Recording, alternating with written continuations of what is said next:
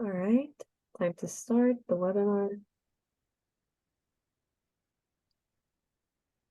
Okay. Let's give a few seconds for people to join in.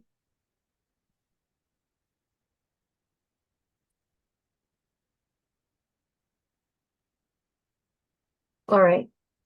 Welcome, everyone. Thank you for joining us for this professional learning opportunity. I am Angela Lazar, Digital Project Coordinator from NCEA, and I will be facilitating this webinar today. Just a few housekeeping notes as you're all joining in. If you have any questions during the presentation, please feel free to use the Q&A window, and you can do that by hovering your mouse over the Zoom screen.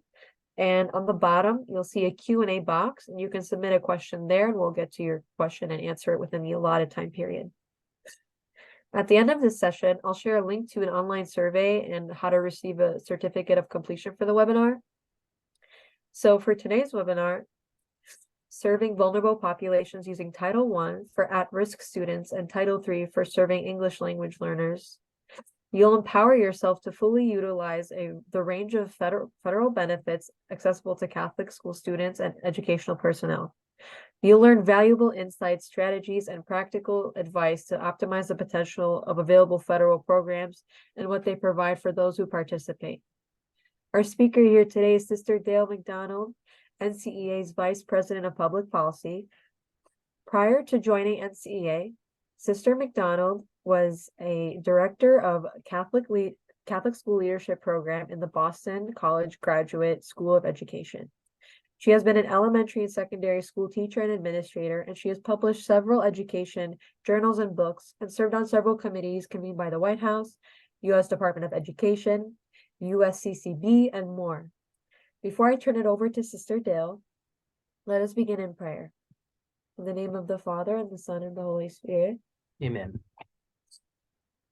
Lord our God, in your wisdom and love, you surround us with the mysteries of the universe. Send your Spirit upon students, teachers, administrators, principals, and Catholic leaders of all kinds, and send blessings to everyone in Catholic education through their vocation. Fill them with your wisdom and blessing. Grant that they may devote themselves to you through Catholic education and draw ever closer to you, the source of all knowledge. We ask this through Christ our Lord. Amen. Amen. In the name of the Father, and the Son, and the Holy Spirit. Amen. Thank you for joining us today, Sister Dale. You can take it away. Thank you very much, Angela. And thank all of you for joining us for this webinar. This is the second in a series we're doing this year about maximizing federal education benefits for students and for the educational personnel that serve them.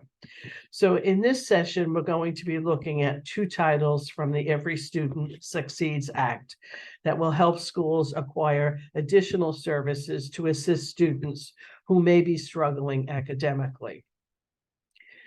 So first, I will speak about some general information that is applicable to all of the title programs, and that's the concepts of equitable services, consultation, and the role of the ombudsman.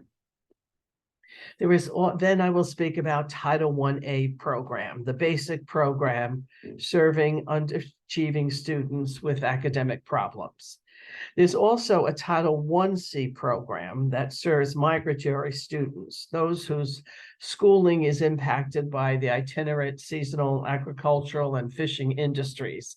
That program is rarely used in Catholic schools, and in the interest of time, I'm not going to be dealing with that today. And then I will discuss Title 3A, which deals with students who are English learners, either as immigrants new to this country or students whose primary home language is not English. And, please note that the U.S. Department of Education has recently updated guidance issues pertaining to these programs. I will provide links as we go along, and the NCEA website, the public policy page, has additional information and links to all of the documents as well. So what I hope to do today is to provide just a general framework that will help you in approaching the guidance documents to get a more comprehensive understanding of what each title entails and the mechanisms of how it works. So we'll start first off with all making sure we're all on the same page and dealing with how do these programs work. So quick reminder that the two operating principles for any of the federal education programs are the child benefit theory and public trusteeship. With the child benefit theory, services are provided to students, teachers, not financial aid. Services, not aid. And the services that are provided must address the needs of the private school students and their teachers. It's not an add-on to the public school program. It's what are your students' needs, and then how do we help to alleviate the problems they have? And then the third piece is that the services must be supplemental and not supplant ordinary school responsibilities.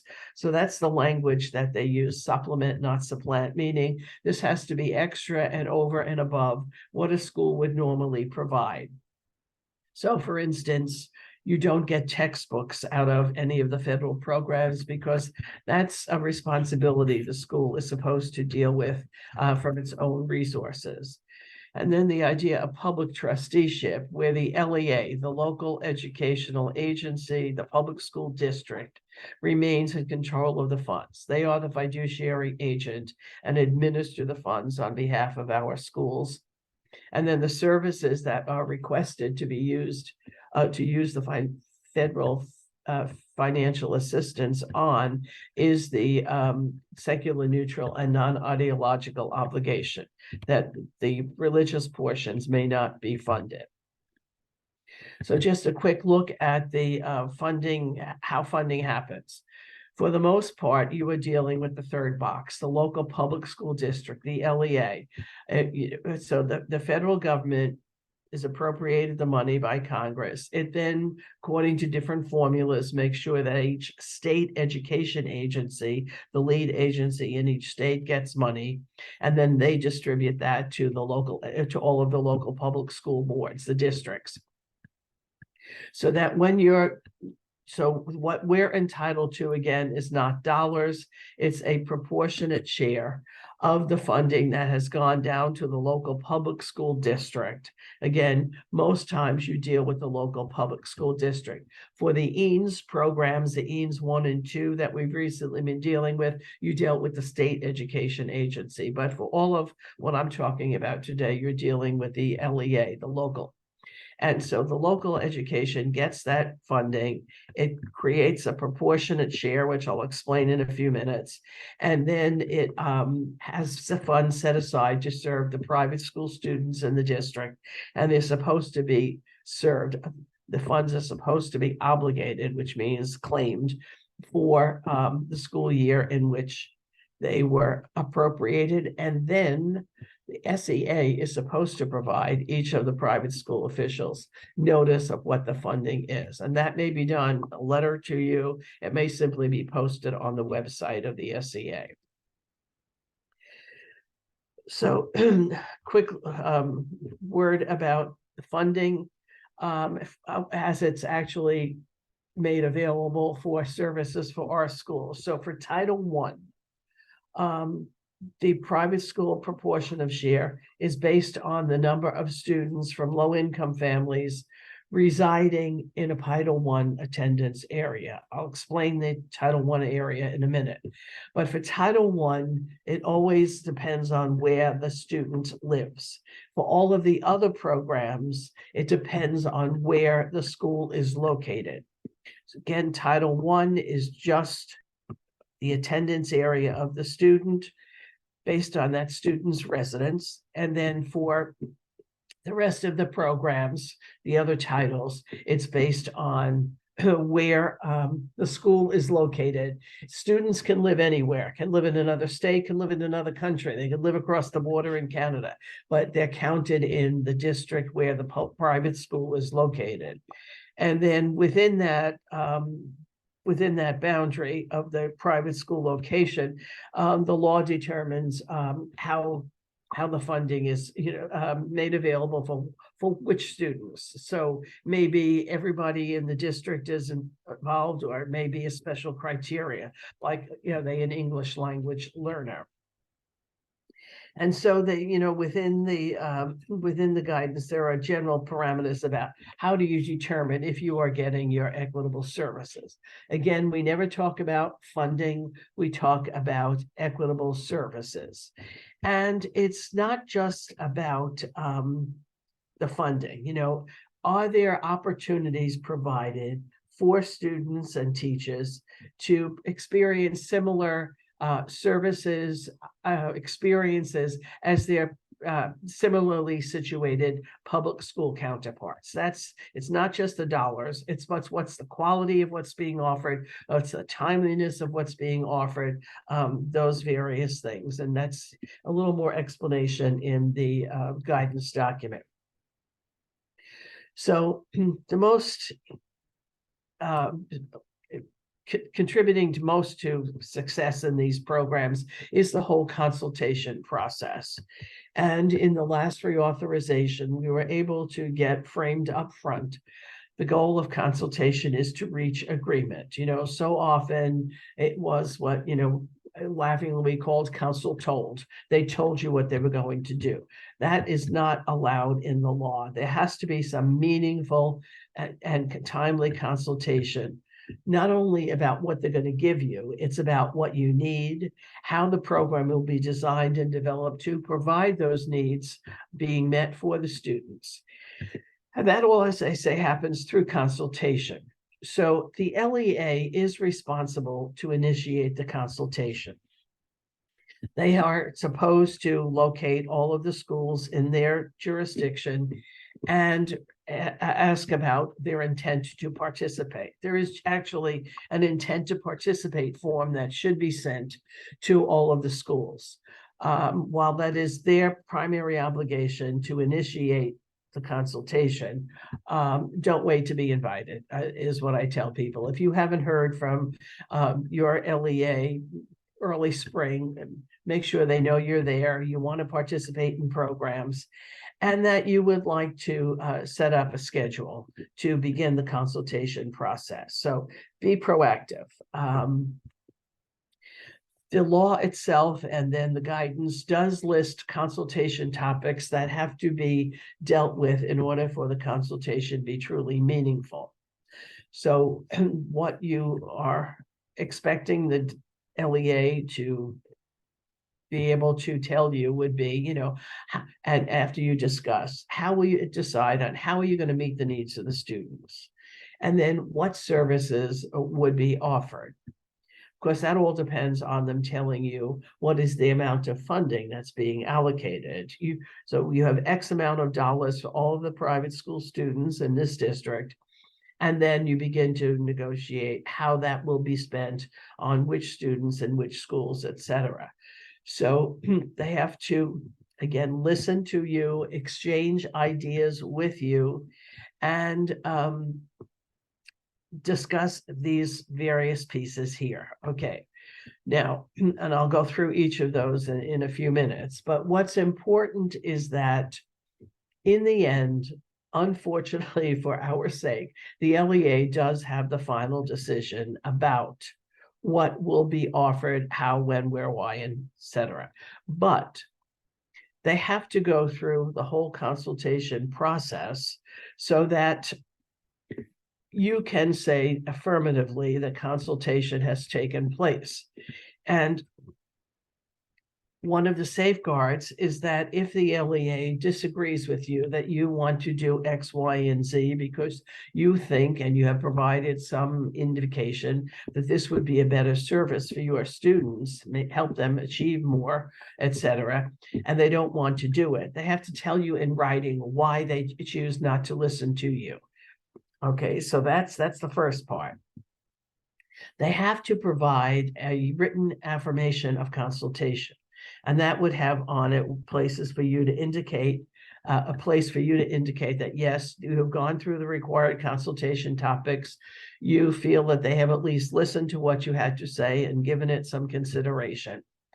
And they also have to provide on that consultation sheet a place for you to say, no, I disagree. effective consultation has not taken place, and then you can list the ways in which you feel they failed to follow the consultation requirements.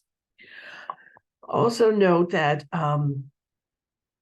the person doing the consultation on behalf of the private school need not be the private school principal. It certainly can be. But it may also be a diocesan official in Catholic schools who may negotiate for all or some of the schools in the diocese. You may also organize as private schools. If a couple of you are in the same district, you may consult with each other first and say, well, you do Title I for all of us, I'll do Title II, you do Title III, etc. So that you have, particularly if this is a principal with many other responsibilities and very little other help, that you may want to specialize in one top title or another and be able to negotiate on behalf of the schools. That is fine. Each school just signs a proxy form that says this person is representing their school. The other new requirement in the last reauthorization was the creation of a state ombudsman, a mediator to deal with private school issues. There's very little said about the ombudsman in the law. It was created out of a lot of complaints that were raised by private school people having difficulty dealing with their LEAs. I mean, some of you, may be very fortunate and have to deal with only one or two LEAs. Some of you, particularly on the Title I piece, may be dealing with multiple LEAs. Some people even more than a dozen. So what we were looking for is trying to get some way in which the one ombudsman in the state could say, well, yes, this is how we interpret the laws across the spectrum here, rather than each LEA official saying, well, I think it means this, and this is what I'm going to insist on. So if you are having difficulty coming to agreement with the LEA, the important thing is to initiate conversation with the state ombudsman.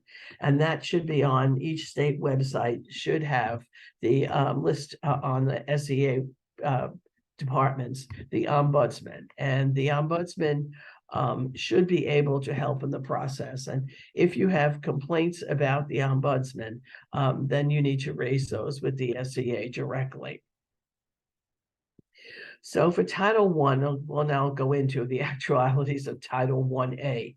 The Title I-A is found primarily in Section 1117 in the law, but the U.S. Department of Education put out the Equitable Services Guidance for Title I, and that's available. I have here where we have it on our NCEA website, and it's contained farther down in this presentation. And so I will go through various topics that's part of Title I. But what's important is, services for next school year should begin sometime before the school year ends, like March, April. You should start a conversation with your LEA if you haven't heard from them about consultation process. So the main pieces that I'm going to look at in the Title I are the purpose, the eligible school attendance area, students to be served, how do you choose those students, what is the poverty data collection, what are the poverty data collection processes that you can use, how you determine what's your fair equitable share, how you can use the funds singly as a school or pooling, what to do about carryover funds, provision of services, and then the complaint process. And then I will go into Title III quickly. So basically, Part A of Title I deals with academic achievement of disadvantaged students. So what we're looking for here are programs that will help students academically at risk be able to meet the standards that your school is setting. So key thing to begin with is, what is an eligible attendance area? Oops. Okay, so just before we go, I want to keep this in mind with people. Title I funds have Title I has two pieces to it, the funding and then the services. The funding, how money is generated to create this program, is based on where the child lives. Who will be able to use those funds for services depends on the academic need of the student. Okay, so every low income, so the first thing you need to know is what is the eligible attendance area. Every low income student generates the funding, as I said, regardless of their academic status. So any student in the attendance area who is at risk can use the money, but all public schools, so this is how you determine the attendance area. All public schools are ranked by their LEA in order of the poverty level percentage of their school. So they start from 75, 90 all the way down. And then they're served in that order until the funding runs out. So some schools with low poverty counts may not receive any title funding.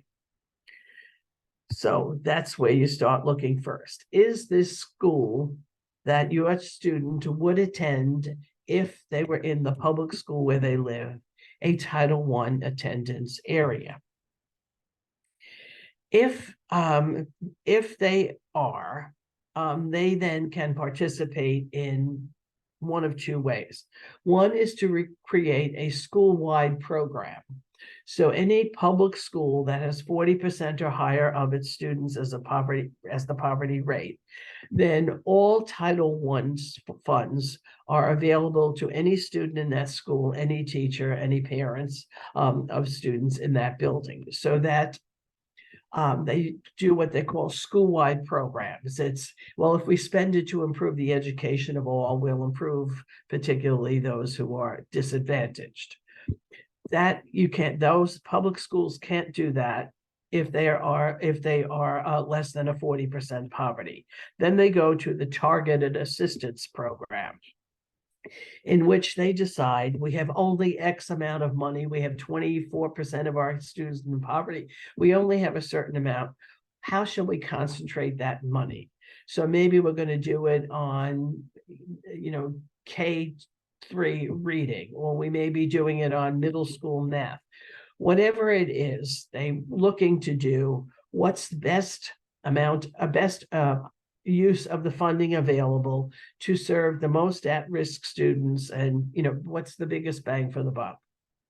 And so the school then decides that. So they decide it's grades 2 and 3, it's grades 4 and 5. That then becomes the attendance area. So that if your student would attend elementary school 26, and they have decided that their Title I funding will be spent on students in grade 3 and 4. Then students in your school in 3 and 4 who qualify are in an eligible attendance area. If they are in 5 to 8 or 1 and 2, they are not eligible. So first and foremost, what is my eligible attendance area? So all of the kids who live in an eligible attendance area are counted in the poverty count for generating funds, and any at-risk students who are live in an eligible attendance area are eligible to be considered for services. So that's what we mean by an eligible attendance area. Next is, who are those academically at need students then that you want to have served? So again, they have to live in a participating attendance area.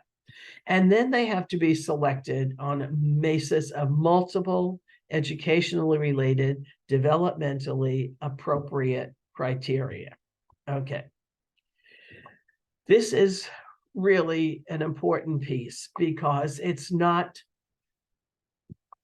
an objective. All kids must do ABC. The public school may have its own criteria for how they deem someone academically at risk.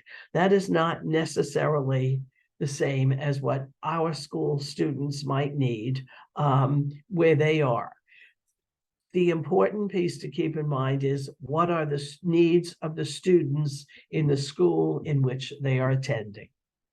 So that I can't say to you in the public school consultation process, oh, well, he's reading at 35%, at the 35th percentile. That's way beyond the 22 we use. Well, yeah, that may be true. But, you know, is 22 going to make the child able to succeed in your school? Probably not. So what you need to be careful about is making sure you look at the needs of your students and how those needs will be addressed in determining which student is eligible for services. And those services, you know, are multiple, and that's what you negotiate as well. So you negotiate who's going to be served, and then what is the program that's going to best serve them. So in our situation, like in targeted public school programs, the students to be served are pulled out. They're not served in the general classroom setting. And they may be served, you know, before school, after school, during school, summer school. So how do you select the students to be served? Again, you go through multiple objective, age-appropriate criteria, and you look at all of these things, not just standardized test scores. And then you rank the kids. You go through and you try to collect this information, and then you put the students in rank order. So going down, looking at all of this, looking at, make a checklist for yourself in terms of academic needs, the skills they have or don't have. They have reading fluency, they don't, whatever. You know, that there are certain attitudinal things that perhaps in counseling may help them to better approach their academic work, etc. And then you look certainly at the comments of parents, of the teachers. And then you rank them, as I say, and then you provide a list to the public school LEA in rank order of the student, and as you see their need. And from there, you begin to discuss which of those students then will be served. Excuse me, I'm sorry, I apologize for my voice. So in looking at the generation of funds, the poverty count is what determines how much money is available to serve the students. So when you, I'm sorry, excuse me, when you are looking at the poverty data, there are several measures that can be used to determine poverty. And basically, when we're talking about the poverty level, we're talking about how the U.S. Department of Education defines free and reduced price lunch according to a family scale of annual yearly income. So the consultation process for determining the amount of money is supposed to generate the most accurate count. The most accurate count. Using which method will we get the most accurate count? And you do not have to use the same process as the public schools, and you don't have to use just one process. You can use a multiple number of processes, or you can use just one. The guidance is very clear description of how those services, how those measures can be utilized. So whether you use the same poverty measure as public schools. So what have you got comparable data that you may have the lunch program and you may have data. You may have some other measures that you can use. What do you use for your financial aid selection in school? Are they in the E-rate program? And then what is the actual poverty count used there, and so on. So there are ways in which you can get from direct survey or other measures some indication of family income. And families are somewhat reluctant and very reluctant in some cases to fill out anything about financial aid, so that you have to be able to manipulate statistically and legally the data that you get, so that you try to get a comparable measure that you're using with the public school, or then statistical methods to approximate that. So whether you extrapolate from a regular survey, or you try to do some kind of proportionality, again, it's all carefully explained, and in the interest of time, since I've used about half the time already, I won't go into each of these, but within the guidance document, there's clear descriptions of each and how to do it. And it might be something you could bring with you to the consultation process when you're trying to come to agreement with the district about how, about how the poverty data will be collected. So whatever method is used, you are to compare the poverty level of your school and your students with the poverty level of the public school. So when you are looking at calculating the poverty, you need to know the overall number of low-income students residing in the eligible attendance area. So that's where you start. And the district is to tell you there are X number of students in this attendance area who are in public school, and you have and total number of private school, because you likely only know the number in your own school. So then the LEA has the total number as well as the total amount of their allocation. They then look at what is the proportion of private to public school students, and so then they create a ratio. So using a sample that they put in the guidance, if the LEA has $1 million and they've looked at the low-income students and the eligible attendance areas, they say that the public school has 90% of the kids, the private schools have 10%. And again, it's that 10% is all of the private schools in the district, whether there's 1 or 20 or 30. It's the total of the private schools. So then looking at that proportionately, the public school share would be 10% of that million, which was 900,000, and the private school would be 100,000 out of that million. Then you also have to remember that at least 1% of the funds in each category, public or private, has to be spent on parent and family engagement, so that you are involving the students whose parent or guardian those parents or guardians are eligible for services to help their students with the expansion of the services that you are providing. So that if we're looking at the share, the PPA there is the per pupil allotment. Okay, so that if out of the 1,300 public school students sharing that $900,000, the PPA is $667. The private school share is $667. You notice that it's an equitable share of the funding. A whole pot divided. In Title I, they do all of that, and then the administrative costs for running the program for the private school is taken out of that $100,000. It's not off the top. The other programs, they calculate that first. Then the LEA is required to show you how they calculated that. It's not just, take their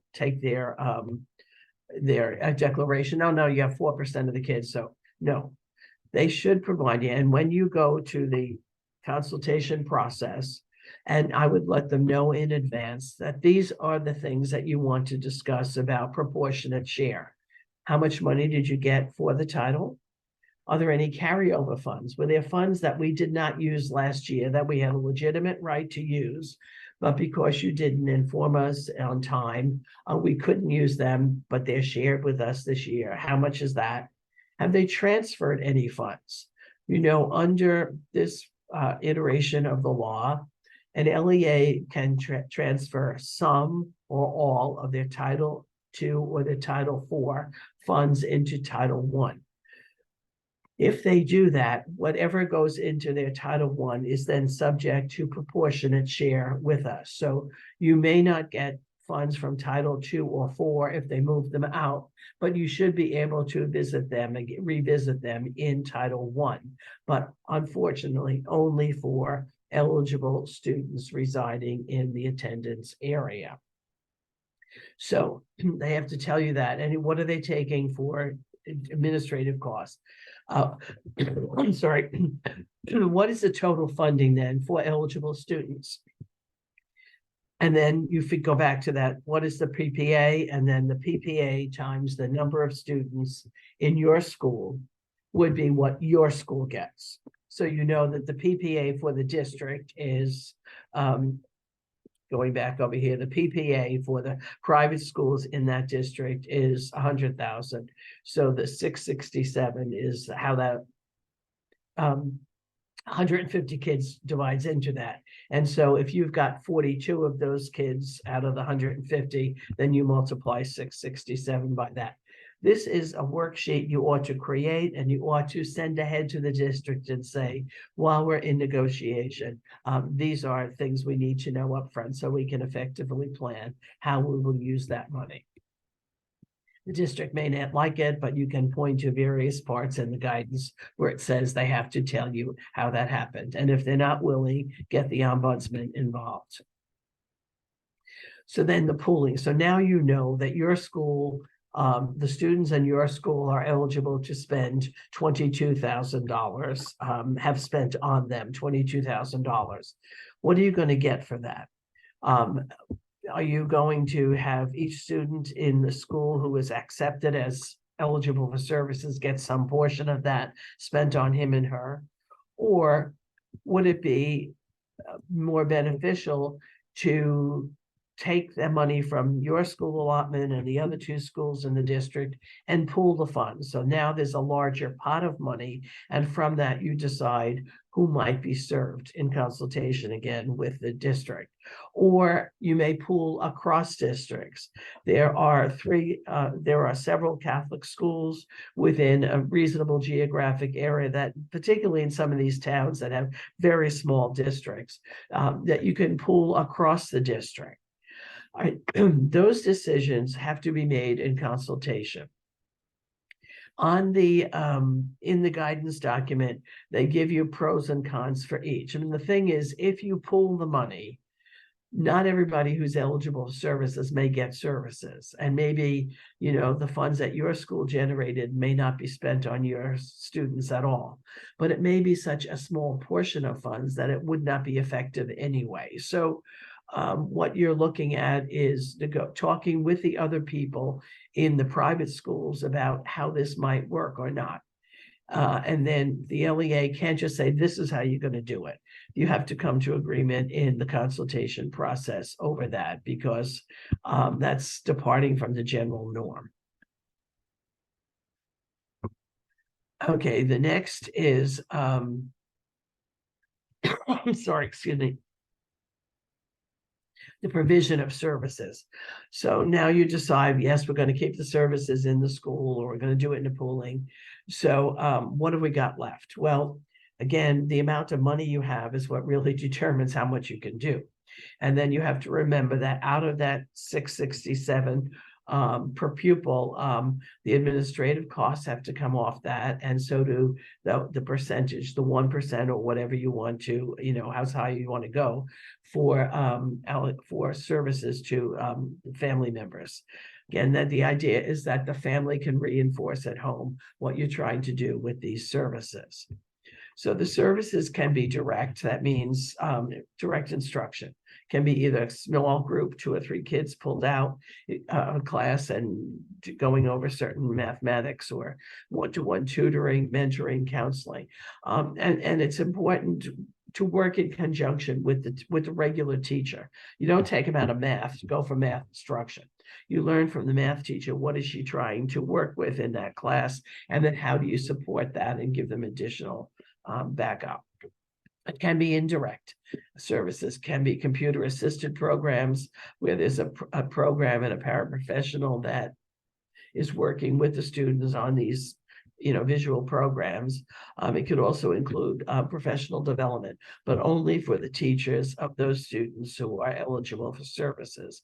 You can use third-party contractors, and that is very specifically highlighted in the guidance. Sorry, excuse me. And those are, private companies that sign a contract with the district to provide the services for your students or your teachers. And then timing. They can be pull-out programs in school during school time. You can do it before school, after school. You may pull across, the whole diocese and whatever districts that involves, and do a major summer school program. That's all part of the consultation process. So I'm running short on time here. So that's just some of the highlights of the Title 1A program. It's the one in which most of our schools have at least one or two people participating, in some cases a lot. And just a note, some schools you may have close to 90% of the students who are Title I eligible, but you still can't do a school-wide program. They still have to be served individually. Okay, then Title III is the program that is providing services for students who are English learners. And that category, there's two kinds of English language learners. There's those who are immigrant and newly arrived in the country, and then there are those whose home language is other than English. There are pretty similar options between those two, but there are some slight differences, and you can pick that up in the guidance. But just a reminder, in terms of immigrant status, status is not an issue. You do not inquire about status, whether they have actual legal pass, standing papers, etc. All are considered as ELs in the district, regardless of their status. And so it's important that you keep that in mind. Any student who is immigrant or whose first language is not English is entitled to participate. These funds really are, I'm sorry, trying to help bring English learners up to speed so that they can take the test, they can demonstrate that they are making progress toward the academic standards they're expected to meet. So the funds can be used directly for the students. It can be used for professional development for any of the teachers of the ELS. It's not just people who are English as a second language specialists, it's teachers. The third bullet point is extremely important, and districts need often to be reminded of this.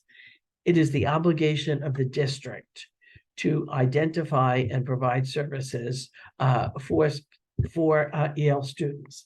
It's an affirmative responsibility on their part. It's not wait for you to come and tell them, I think I have this English language learners, which in the end you'll probably have to do, but it's their responsibility to identify those students. I'm sorry. There also is funding in there to promote parental and familial and community participation in the language instruction, that you may be able to have some kind of a supplemental program working with the families to get the families, again, comfortable with the English language learning, with the English language in ways in which they may be able to help their students. So for dealing with this in consultation, number one, the private school must be located in a district that receives Title IIIA funding. So if you're not in a geographic area, you're not where the district you are not in the geographic boundary of a district that gets Title III, then there's no Title III. There are no funds to be had. There's no Title III in your district. The criteria for identifying students is important. So when you go to consultation, yes, we want to have, we think we have X number of students. We know we have X number, and we suspect there may be X number more. So students have to be identified. They have to be identified as ELs, and then they have to be accepted as identified by the the district. So what we're looking at are ways to identify the ELs. You do not have to use the same public school criteria. So you, again, I said, discuss in the consultation process, what are the topics that, what are the various ways in which, I'm sorry, students will be identified. So first thing is they can use the floaty survey, floaty. It stands for primary home language other than English. So these are students who may have been born here, maybe second, maybe even third generation, but English is not the language spoken at home. So there's an actual survey that the district can either administer on your behalf or train some of your personnel to administer that survey. There are Sister also, Dale, yes, we have a question here. okay, let me. I can read it to you, don't worry. I see. Where is it spelled out that the LEA, it's in the law, and it's in the, I don't have the citation handy for me, but it would be in the Title III guidances. And if you send me an email, McDonald's, my contact is there. I will send you the exact citation. That helps. So you don't have to use the same criteria that the public school does. Again, you have to just use something that's acceptable. So that's the floaty survey. It can be scores on some other LEP screener. There are a couple of those things that are available.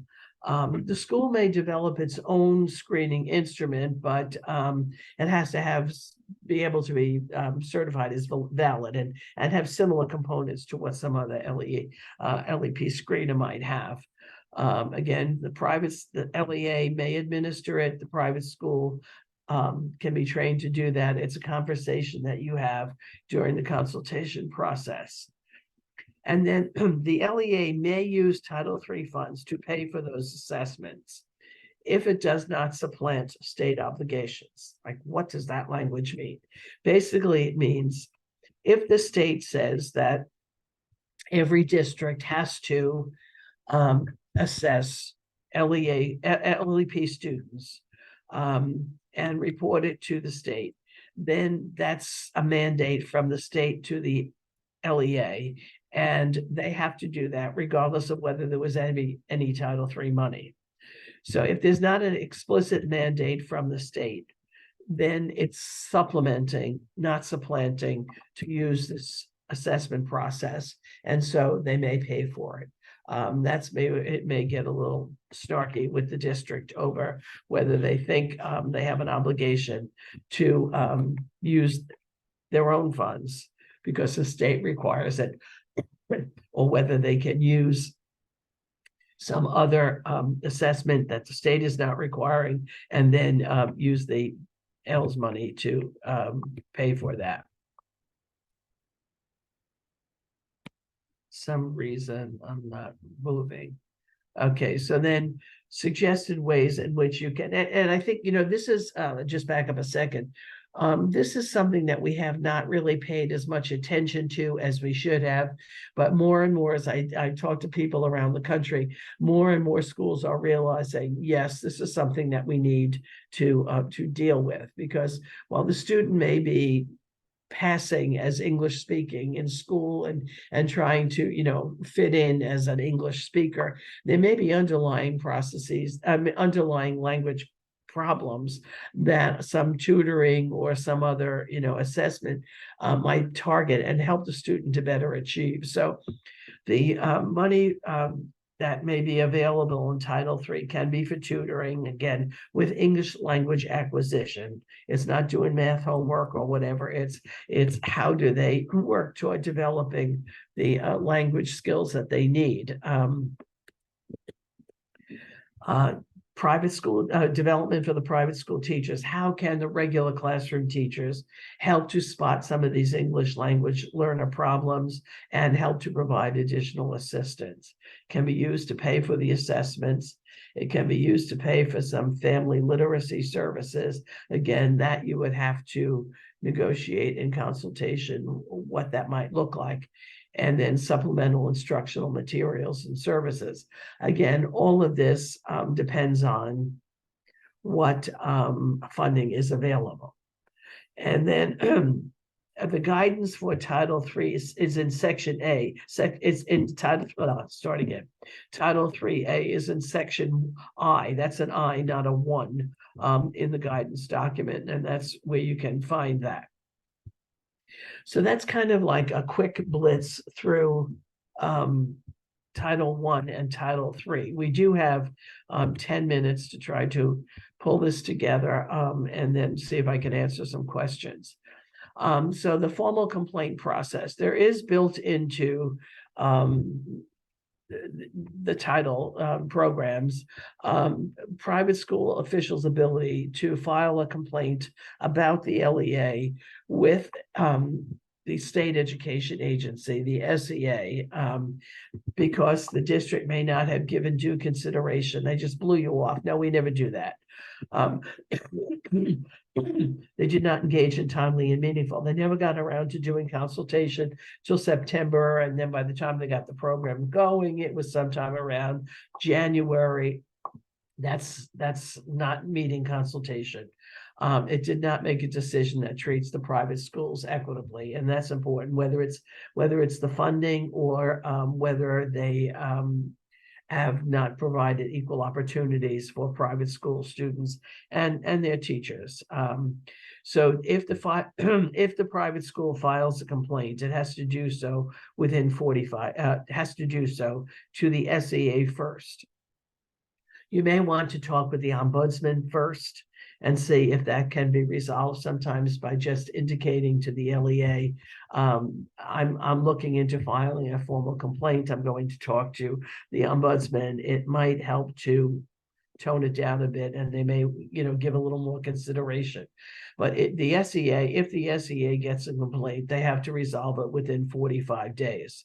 If they don't do that, if they ignore you, or you don't think they really took you seriously, then you can, within 30 days after you either don't get a response to the 45-day waiting period, or you get one you don't like, you could apply to the Secretary of Education.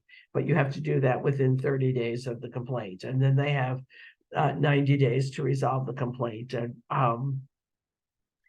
it's a big deal. But the problem is, as far as, I can see, that too often we've tried to be too nice, and we're like, well, we'll give them another shot. No, if they don't do it, it's clearly spelled out what their obligations are. If they don't do it, we should then file a formal complaint to put them on notice that this is not acceptable and you're not going to continue to keep doing it year after year at the expense of our students. Again, our students, our teachers are being served by their parents' tax dollars and by the teachers' tax dollars. So that, these are not gifts. This is appropriated funding from Congress specifically designated to serve our kids. And if it's not being spent that way, there should be a complaint filed. So just, quick little, how to do this effectively, first is to be prepared, to know what your rights and obligations, what you're dealing with. Study the regulations, study the guidance documents. Again, you can find all of this on the NCEA website, and this will be made available as well. And then go to the meetings with the necessary data, so when you go to the meeting, I have this many kids in this attendance area, I have this many kids if it's a total enrollment, so that you have, the data you need, so they can't delay saying, well, come back in 3 months when you have it. And then be proactive, develop a relationship with the LEA person that you have to deal with. Again, in all things, knowing that whether you're complaining or whether you're, trying to create a relationship, the guidance documents provides the parameters in which you work. So whether you're filing a complaint or trying to just have a conversation with the LEA person, you have to stick to what the law allows, what the guidance tells you is allowable, and how to work it. You can't, you have to file a complaint. You have to complain about specific things the LEA was supposed to do that's actually in writing. Yes, they should be on time. They should be polite. They should be, but It doesn't say that in the law. The law says what it is they have to talk to you about, how they have to engage with you. Those are the things you complain about. So, and then knowing your rights, knowing, yes, that you have to tell me how much money is available. I don't have to take your word that, yes, this is my proportionate share, et cetera. And then, if you are dissatisfied, first go to the ombudsman and then go to the state. And if the state doesn't meet your expectations, then you can go to the Fed. So that's a very quick, and I apologize for my voice. I'm sorry, but this had been scheduled and this was the last minute thing in terms of my voice. So I'll go back up to the chat. No, I don't see another chat here. Are there other questions somewhere? Or would someone like to type in a question? I don't see any questions. We can give anyone a second if they have any other questions. I can also put your email in the chat so people can copy and paste it. Okay. Okay. Well, we have 5 minutes. No one complains about getting out early, I guess, if there are right. additional questions. So thank you all. My contact information is on that last slide. I'm always happy to answer emails or take phone calls. We're here to serve our students and give them every opportunity to succeed. And so I look forward to working with all of you on that. So thank you. And thank you, Thank you, Angela. Sister Dale. Thank you so much. And thank you to everyone who attended today. I input a link in the chat, as you can see. This link is the link to provide feedback.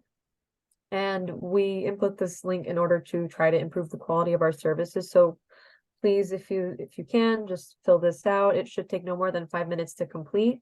And if you'd like to receive a certificate of attendance, please include your email at the end of the survey and your name as well. And also check your spam if you do not receive it. Sometimes your oh, I believe there are questions, actually. 1 second. Sister Dale, there's one question. It says, there's a few. So if the state requires an assessment of ELS, they can't use the allotment for the school to pay for the test. Is that correct? Yes, if it's supplementing, it's fine. If it supplants, if it's taking the place of what the state requires, then no. That's a little tricky. And there's no definite answer on how you make the distinction. But just push for the best you can get. Okay. Where is it spelled out that LEA is responsible? I said I was going to send to that. Yeah. I asked her to send me, Patricia's going to send me an email so that I have to look that up. Okay, Patricia, if you don't mind, if you could send a follow-up email regarding this question, Sister Dale will get back to you as soon as she can. Thank you so much, Stephanie. If you all have any other questions, please use that email that I provided in the chat. Or if you're email me interested directly, Yeah, that email is her email. So if you'd like to copy and paste it, you can send her an email immediately after this webinar. If you have any other questions, please let us know. Otherwise, if you want to view any more of our webinars, you can do that by visiting ncea.org/webinar. We really appreciate your attendance. Thank you so much. And thank you so much, Sister Dale, for your excellent presentation. Happy to do it. Thank you all. Have a happy Thanksgiving, everyone. Thank you, everyone. Have a blessed Thanksgiving. Take care. Bye. Thank you, Angela. Yep.